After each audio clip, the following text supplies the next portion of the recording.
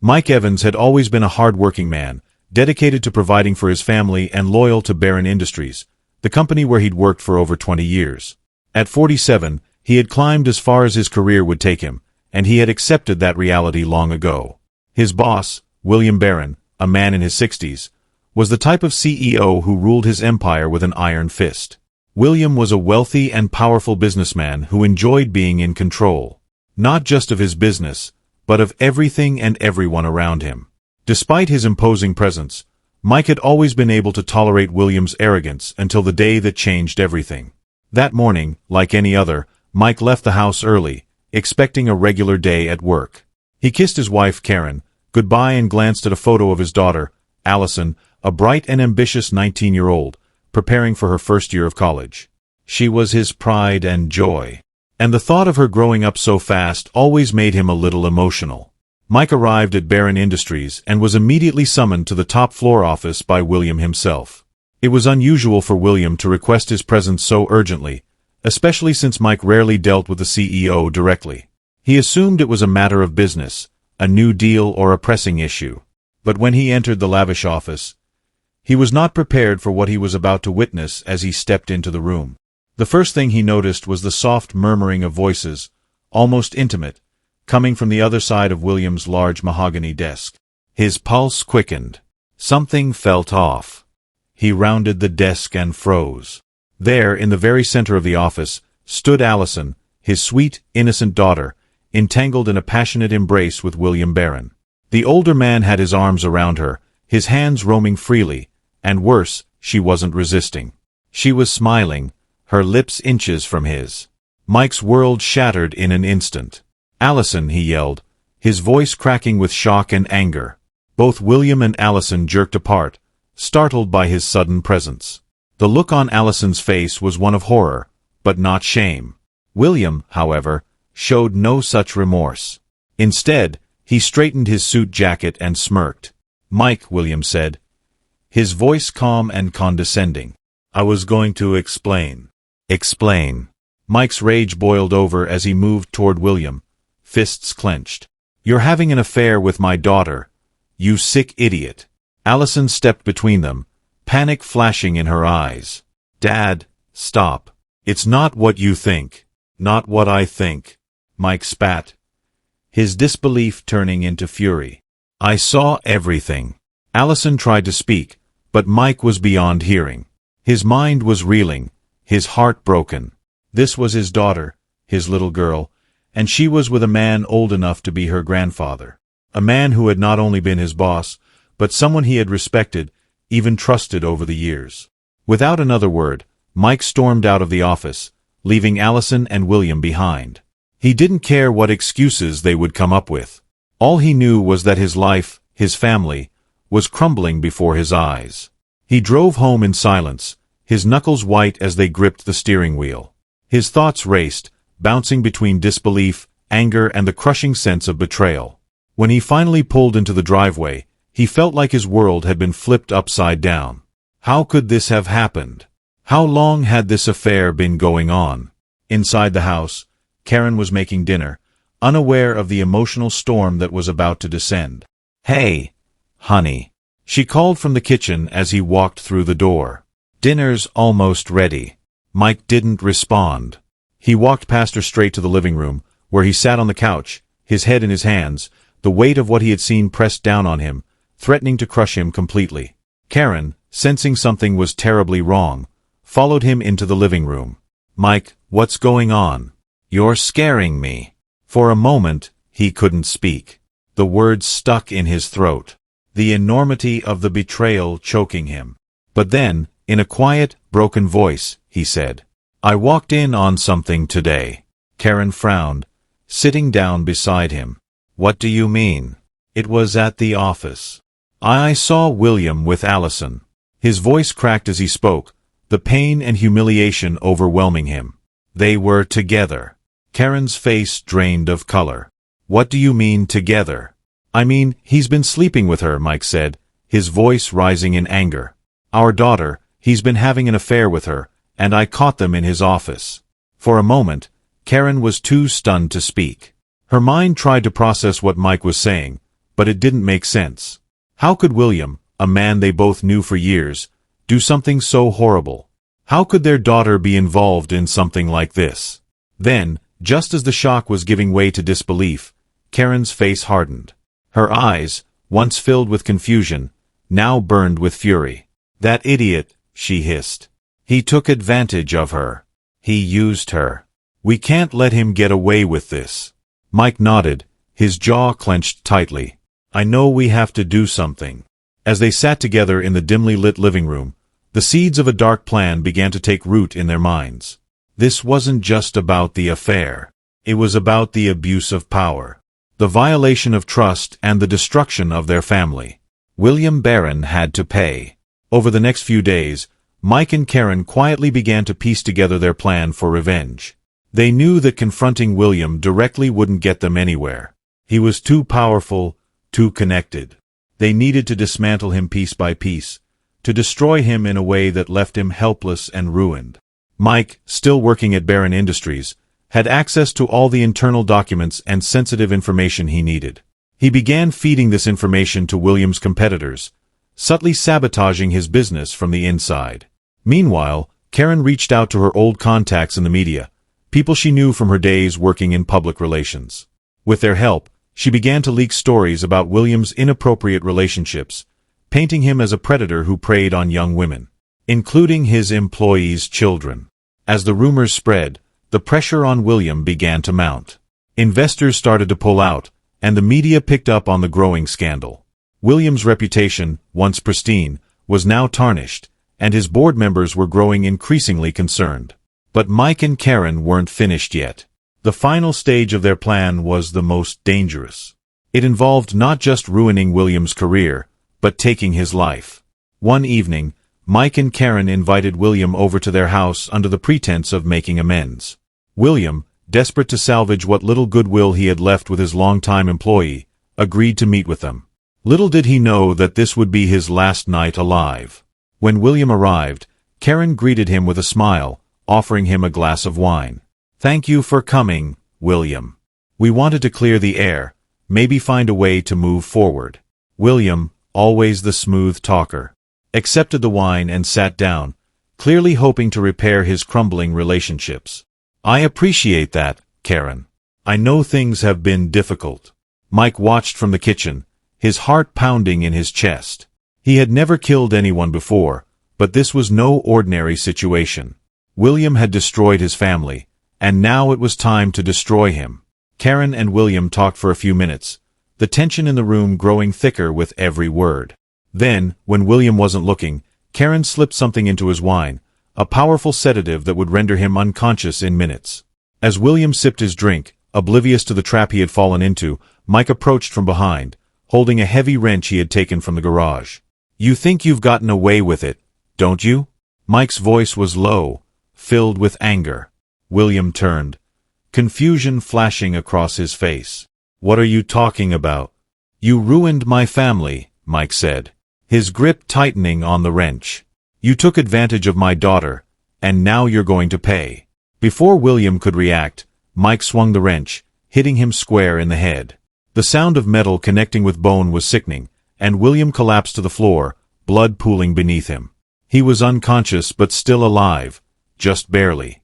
Karen stood over William's motionless body, her expression cold and determined. "We need to finish this." Together, they dragged William's limp body into the basement, where they had prepared everything for his disposal. They had spent days planning every detail, how to get rid of the body, how to cover their tracks, how to make it look like he had simply disappeared. As they worked, neither of them spoke. The weight of their actions hung heavy in the air, but they both knew this was the only way to get justice. William Barron had taken everything from them, and now they were taking everything from him. When it was done, they stood over the body, breathing heavily, their hands stained with blood.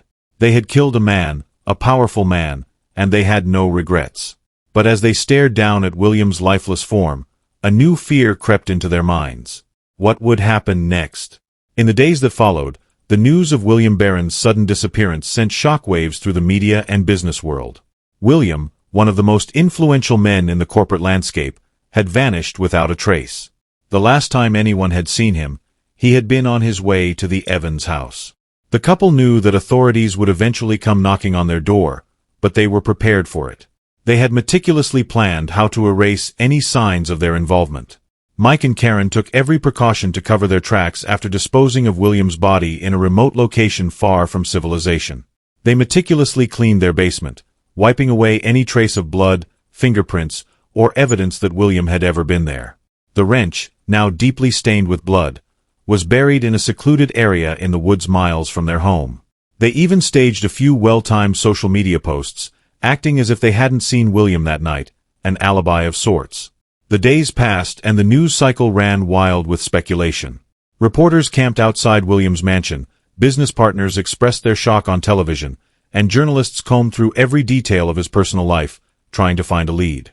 The scandal surrounding his alleged relationships with young women, which Karen had carefully planted in the media, only deepened the mystery of his disappearance. No one suspected Mike and Karen, at least not yet.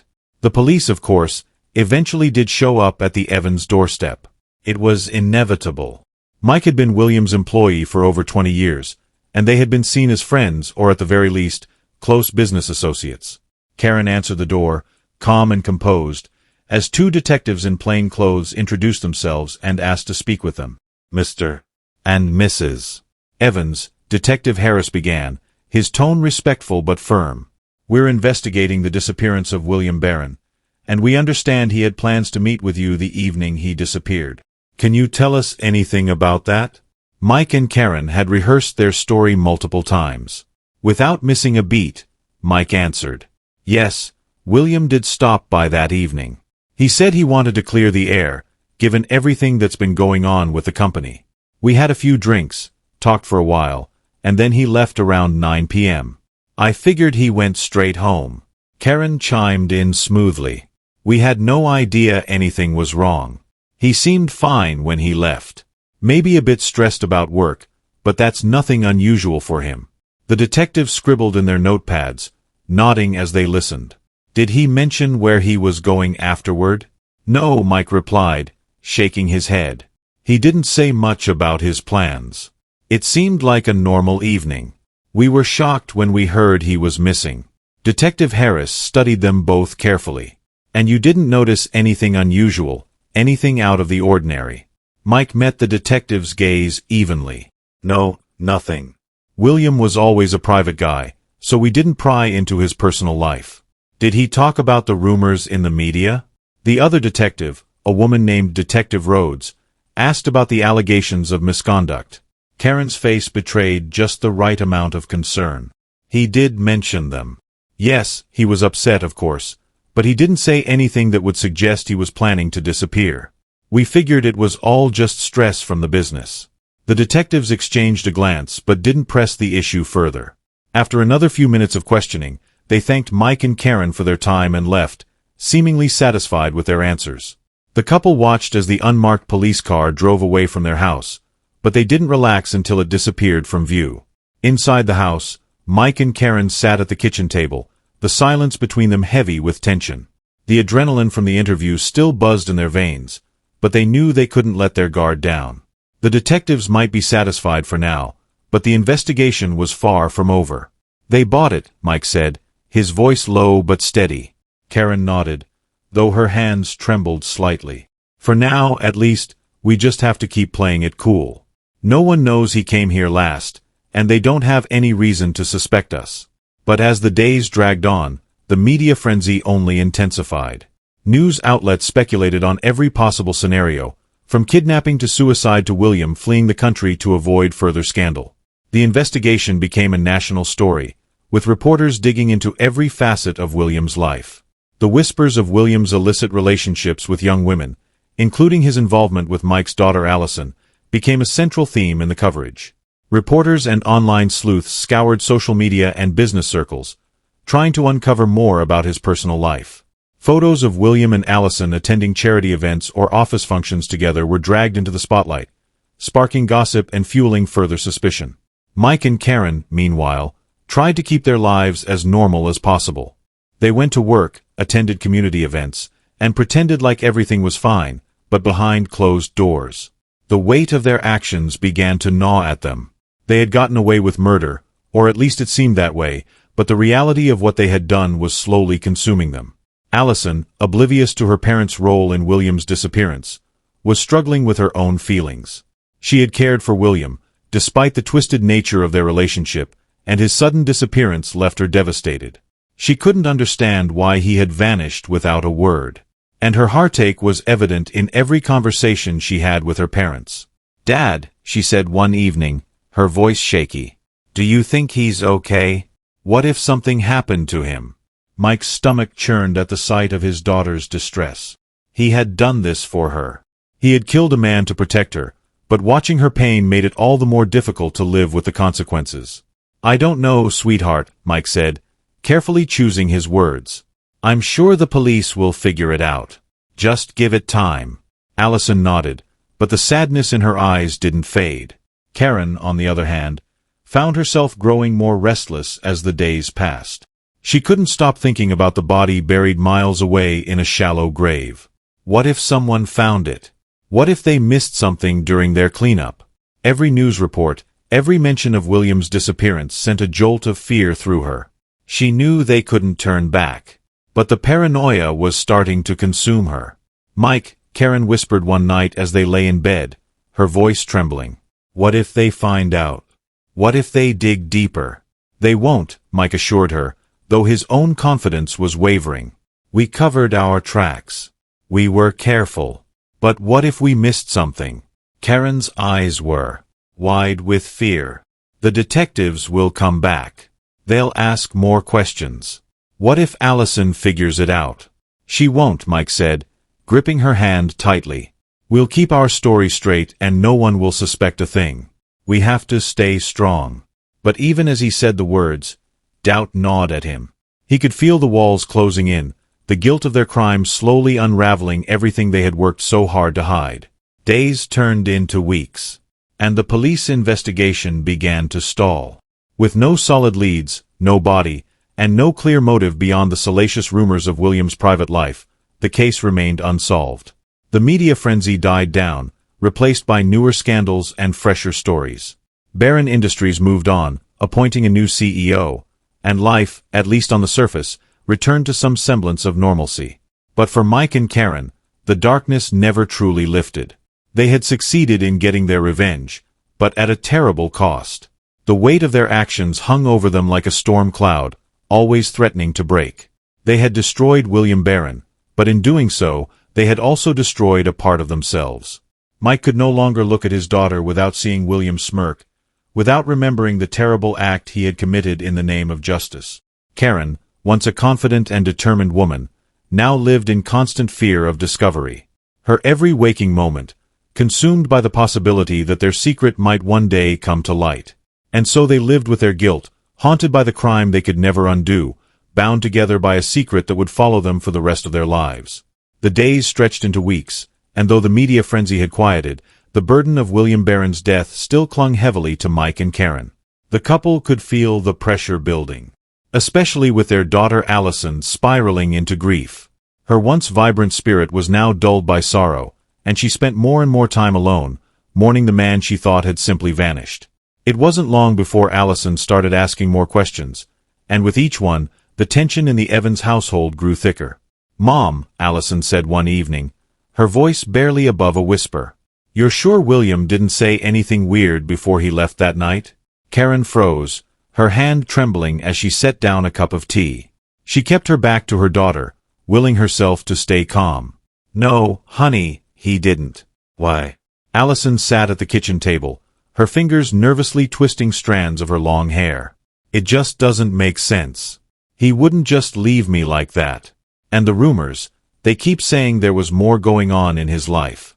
Things I didn't know about, but I don't believe it. William wasn't that kind of man." Karen turned slowly, her face a mask of maternal concern.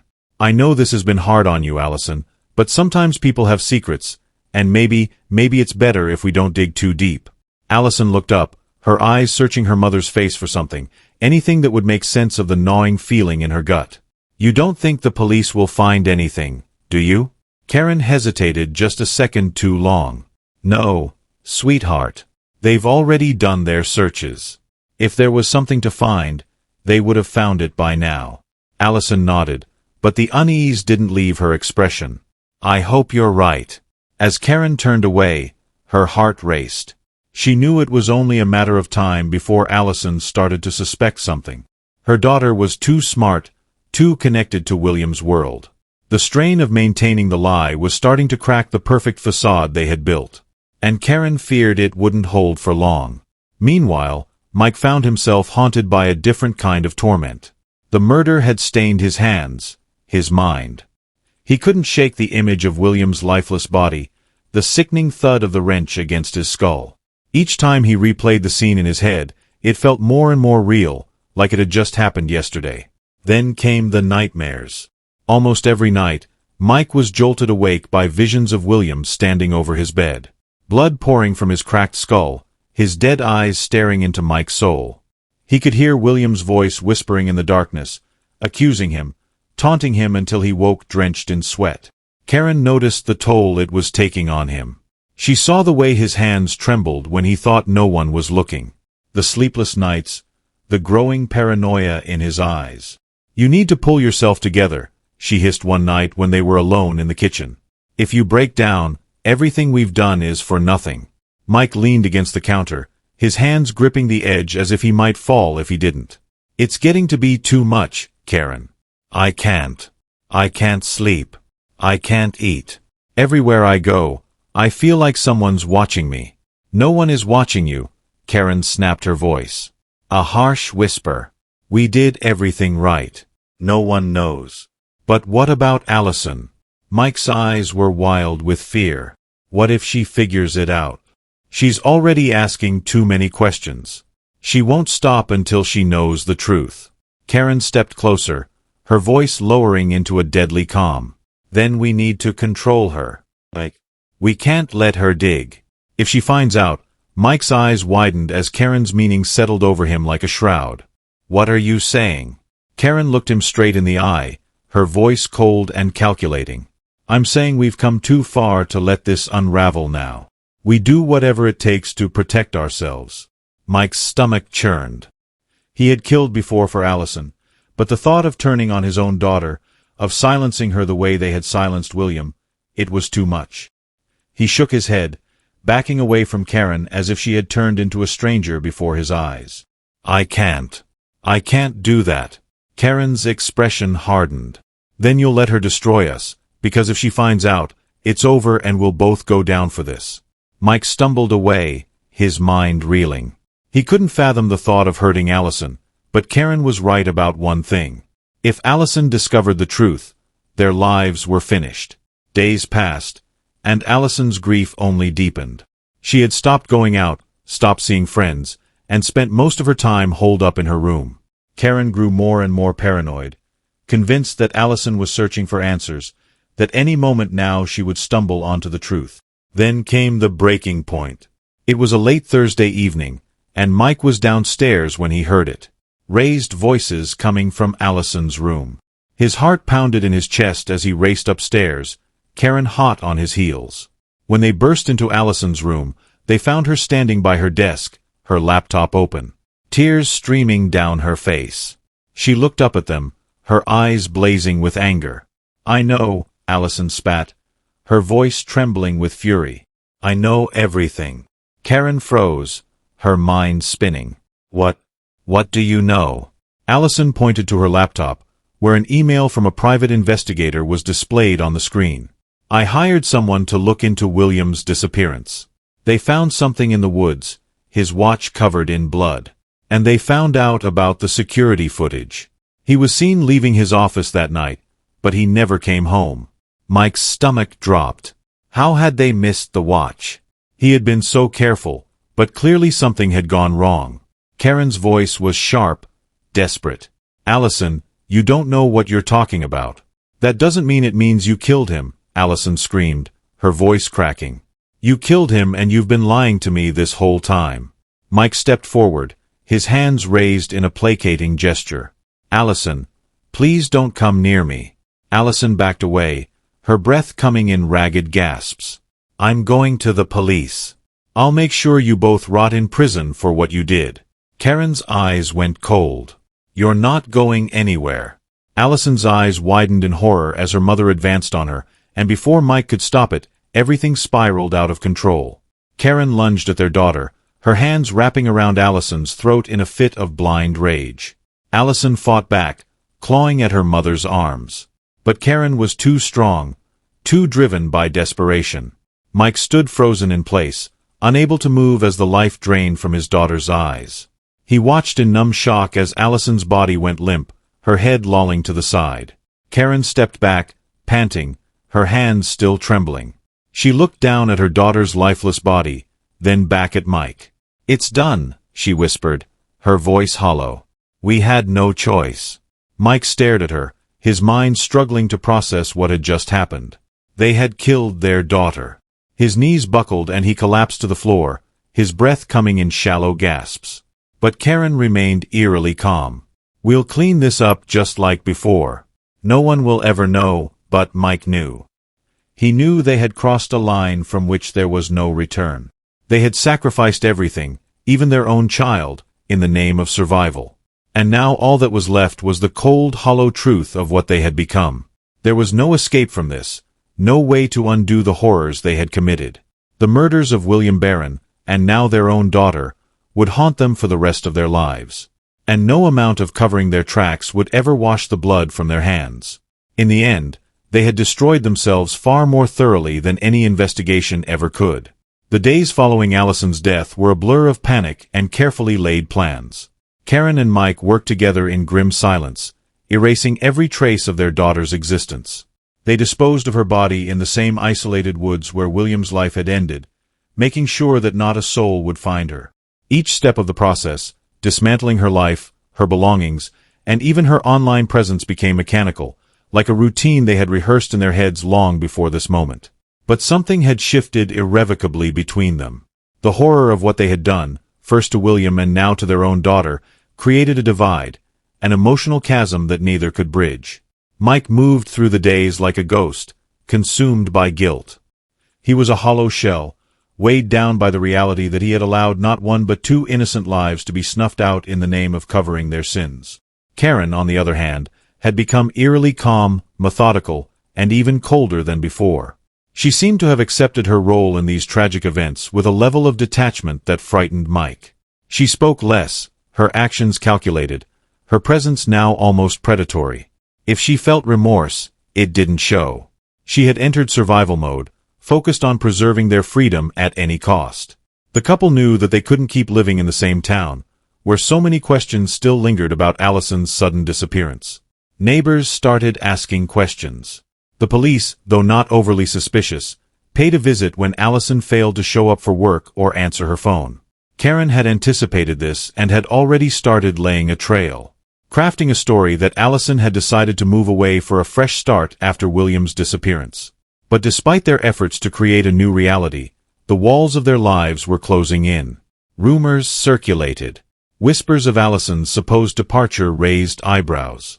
William's private investigator, hired by Allison, had continued digging, piecing together what she couldn't before her untimely death, unbeknownst to Karen and Mike.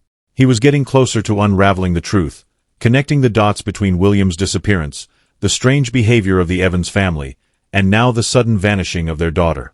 One evening, as Mike sat alone in their now eerily quiet home, he heard the knock on the door that he had dreaded for weeks. Karen was out running errands, and he was left to answer it. His heart sank as he opened the door to find two detectives standing on the porch.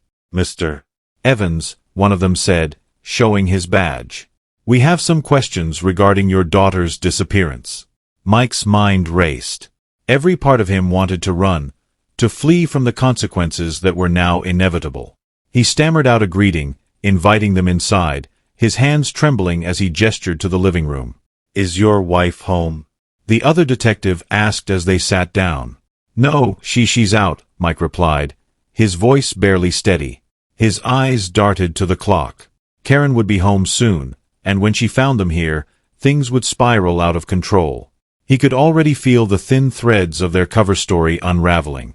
The detectives started with polite questions. When had he last seen Allison? Had she said anything about leaving town? Did they notice anything unusual about her behavior before she vanished? But as the conversation went on, their questions grew more pointed, their tone more suspicious. Mike could feel himself faltering under the weight of their scrutiny. The lies he and Karen had so meticulously crafted were slipping through his fingers. The detectives were closing in, and it wouldn't be long before they realized what he and Karen had done. Just as Mike felt the walls closing in, Karen arrived home. She walked into the house with her usual composed air, but the moment she saw the detective sitting in her living room, her eyes flickered with alarm. It was subtle, but Mike saw it. And he knew that she was calculating her next move. "We're just asking a few questions about Allison's disappearance," one of the detectives explained when Karen sat down. Karen nodded, her face a perfect mask of calm. She answered their questions with the same smooth lies she had rehearsed with Mike, but there was a growing tension in the room. Mike could sense it. Something was off. The detectives weren't convinced, and then one of them dropped the bombshell. "We found some new evidence in William Barron's case," the detective said casually. But his eyes were sharp, watching their reactions. "A watch found in the woods with traces of blood. It's being tested for DNA as we speak." Karen's face remained composed, but Mike saw the slight tightening of her jaw. He knew then that the end was near the watch, the one they had missed. It had come back to haunt them, just as he had feared it would. The detectives left after another round of questions, but the moment the door closed, Mike turned to Karen. "They know," he whispered, his voice trembling with panic. "They're on to us." Karen's face was unreadable. "Then we leave tonight." But before they could act, the phone rang. It was the detective. They had matched the DNA from the watch to William Barron, the final nail in their coffin. Karen dropped the phone, her face pale. "It's over." Mike sank onto the couch, burying his face in his hands. There was no escape now. They had crossed too many lines, taken too many lives, and now the truth was closing in on them from all sides.